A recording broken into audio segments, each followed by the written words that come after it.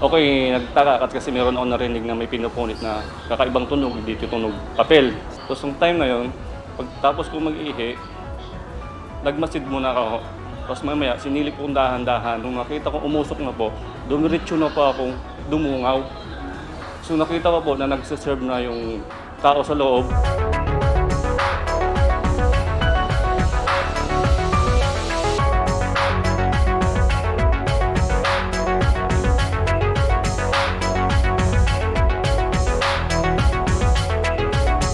Kami naman ay immediately din ay nagpunta ron, kasama po ang mga agent po ng NBI dahil malapit lang din po doon ang NBI. So, yun po. Nung kinapkapan po ng ating responding police officer, edi yun po, nakuhaan po siya ng mga hinihinalan siya.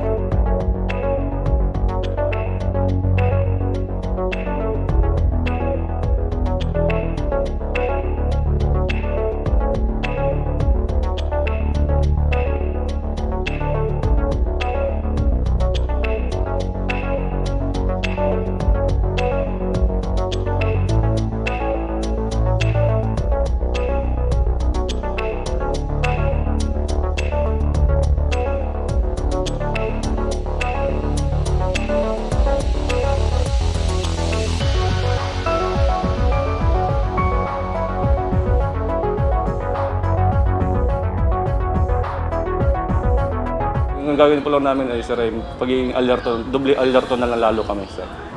Dahil sa nangyari na hindi ko rin akalain na may gumagawa na pala dito sa loob.